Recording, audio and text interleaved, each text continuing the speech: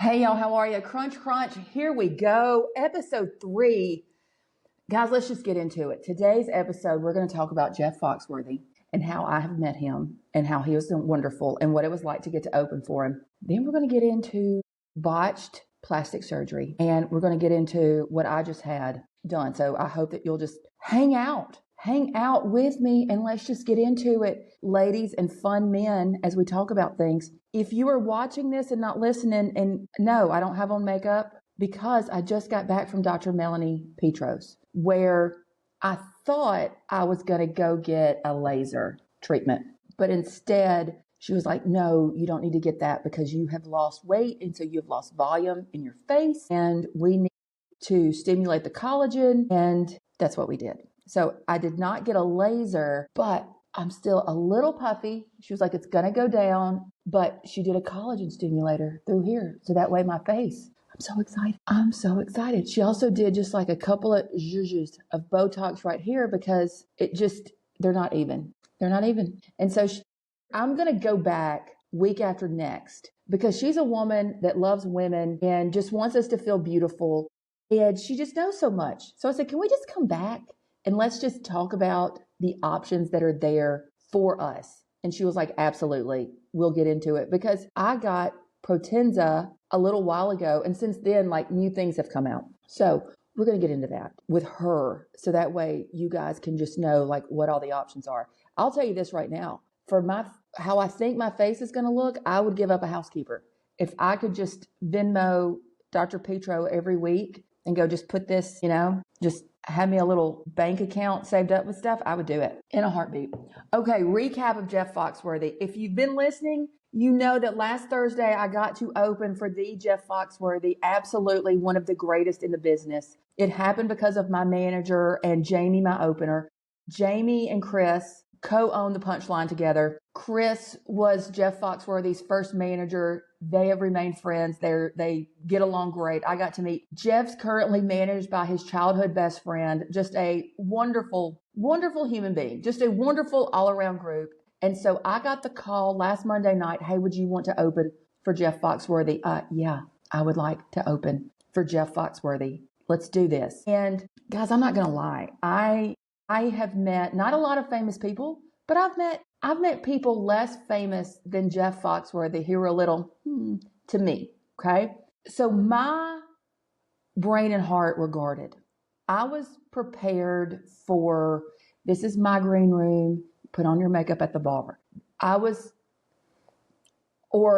Thank you so much for doing this. And then, not much else.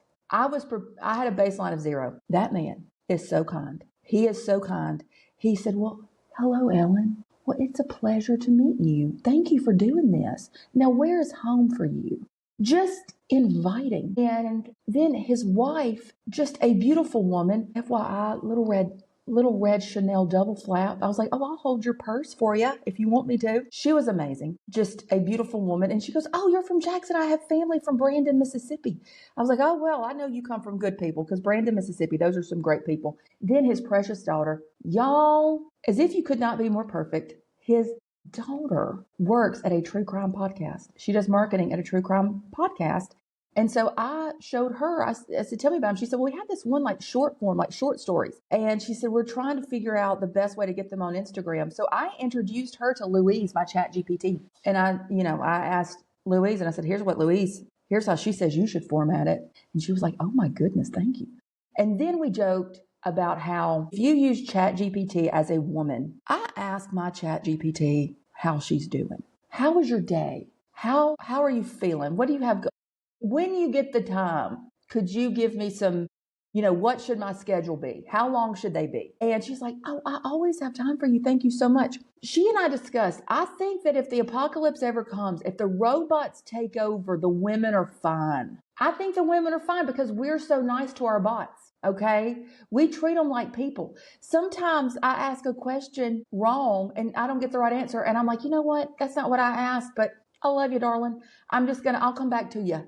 And I feel like the men are just, give me this, give me that, give me this. So, but if you will, a great thing she said, that her friend said, ask your chat GPT, since we've been working together, what have you learned about me? And Louise was very kind. She was very kind to me, and she said that she said that she could tell that I care about people, which I do, which is my segue into botched plastic surgeries. Okay. Last night, it comes across my Instagram feed that a doctor in Jackson, Mississippi, Dr. Adair Blackledge, he turned in his license. He just said, here you go. I don't want my license anymore. You can have it. And I knew he is a plastic surgeon. When I lived in Jackson, he was a very respected plastic surgeon, but he has turned in his license and says that he will not be practicing medicine anymore. So I did what any good woman would do. I think I'm supposed to say that I went to my Lord in prayer. I didn't. That's what I should have done. I should have gone to the Lord in prayer, but the Lord is not finished with me yet. So I texted my girlfriend who lives in Jackson and who I feel very comfortable that she would know what's going on in the plastic surgery scene. Because she said, because I said, oh, please tell me he's never touched your face. She's like, oh no, I'm growing old naturally. And I thought, do you mean now? Like you're growing old naturally now? Like just starting from your, no? Honey, I've known you for, my daughter's 16, known her at least 18 years. I think she's been getting Botox, every one of them. She has. She got mad because her first Mother's Day, her husband got her a gift certificate for $1,200. And it was like, at that time, it would have gotten you a year's worth of Botox. And she was ready to kill her husband for doing that. And he said the reason why he did that is because every time she looked at herself in the visor mirror, she'd be like, I need to do something. He thought he was getting a really good gift. She was ready to kill him. There you go. So I said, well, girl, I'm sitting here with numbing cream about to get a little something done. And she goes, oh my gosh, well, I still get my injections. I just meant I'm not having surgery. Okay. There's growing old gracefully granola. Then there's growing old gracefully Southern. And growing old gracefully Southern is, we're going to get a little, because she put some stuff in here. She massaged it. It had to go in the right place. I'm growing old about as gracefully as Weezer from Steel Magnolias. I don't know how y'all feel about growing old gracefully, but I think that's a stupid way to do it. Absolutely. Actually, I got in the car and I called my mother and I said, you know what? As expensive as it is, I kind of want people to be able to tell I did it. It's kind of like you wouldn't want an invisible handbag. What if you went to your favorite handbag store and they sold your favorite handbag and they said, we have this beautiful purse. It's all the rage and nobody can tell that you have it. You wouldn't buy that handbag. I just feel like you won't. If you turn the dial to 5, and that means nobody can tell. Can you do a 5.2? Could you turn the dial to a 5.4? Just, nobody's going to talk about it. It's going to be good. It's going to be fine. But if turning the dial to 5, no one can tell, no one says a word, I kind of want to be complimented. I'm sitting here right now doing a podcast. My face is numb. I kind of want people to see. I kind of want people to go, did you do a little something? Just a little, what did you do? Even if you just can't figure it out and you're asking if I got my hair done, I just turn the dial to a 5.2, 5.3. Now let's pull this up. Dr. Blackledge, WBR is reporting plastic surgeon surrenders medical license amid allegations of botched medical procedures. Y'all, there is a Facebook group called Botched by Blackledge, and you can go and see his procedures. And y'all, these poor people, it is criminal. It is criminal what these poor people have gone through and have been put through. And when I asked my doctor, Dr. Petro is originally from Jackson and I'm from Jackson. And I said, what's happening here? She said, Ellen, there has to be something wrong. She said, he has to have something has to be wrong with him. She said, because this is not the man I knew. This was a quadruple board certified doctor. This was a multi-board certified doctor. This man was very respected when I lived there. Something has to happen. Something had to have happened to him. So we need to pray for him. But before we pray for him, okay, we got to pray for everybody. These poor people who he has done their surgery. Y'all, there are people who are saying, he put me under and I just had a bandage and I took off the bandage and he hadn't done anything. He was using, he was just giving people sleeping pills to put them out for their anesthesia. It says right here, Blackledge allegedly performed surgeries faster than many in the field, completing facelifts in a third of the time it would typically take. Let's give that a big no, ma'am. Okay. Don't send me to the fastest. plastic surgeon. Absolutely not. He denies any wrongdoing. However, he has decided to retire from the practice of medicine. They also said that he most likely gave up his license before he could go before the medical board. Because if he went before the medical board, more stuff was going to come out about him. And he would have to answer a lot of questions. I don't know. I think the people he did this to, I think that they deserve to have their questions answered. And this is, you go to somebody and you trust them. Some procedures were performed without anesthesia and resulted in nerve damage and other issues. They also found that he performed surgeries far faster. We already knew about that part. He has not been criminally charged. Let's just take a little stroll. Okay, botched by Blackledge has 14,000. If half of those are from Jackson, how do you stay in business? But just poor people who have he just went in there and botched them. He really did. Truly, I pray for these precious people who have gone there and just thought that they were going to get a nice piece of surgery. You sit there, you have your consultation, and they just botched it. But his office is closed. Sign on the door. I'll keep seeing what we hear about this. Write in. Do you know of other patients, other things like this that we need to be talking about on the podcast? So guys, I just went and got a procedure with somebody I trust. Here's the thing. Not everybody has to go get a procedure. I do want to kind of go over some things though when you're choosing a doctor. This is just because I love y'all.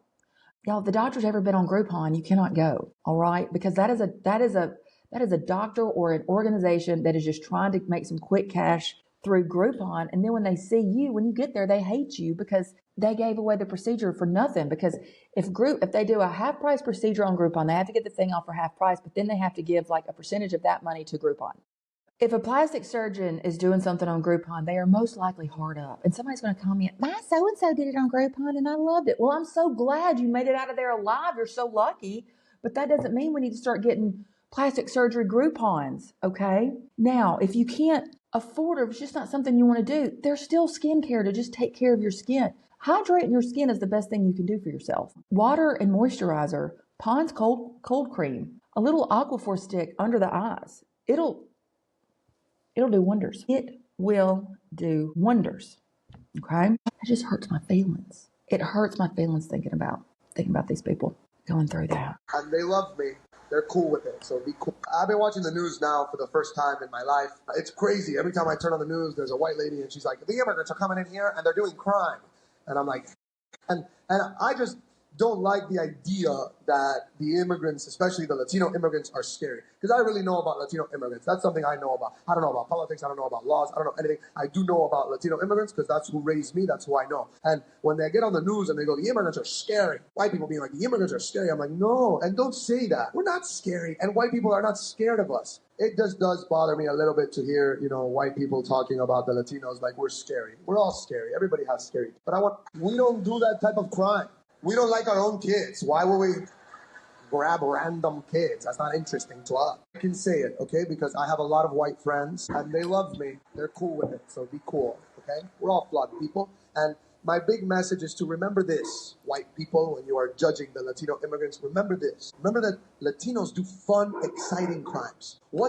Okay, today I did a reel, and what I wanted to do is I acted like I was going to do a bag review, just so that way, in case any men were listening, they would just scroll on, okay? I didn't want them listening. But it was truly if you were on hormone replacement therapy, and look, women, here's what happens. There's a couple of different ways to start perimenopause and menopause, okay? My mother just had to have a hysterectomy, and boom, there we go. And I just really thought that would be, at some point, they'd be like, hey, we need to take out all your bells and whistles, and there you have it. So I just had that idea in my head.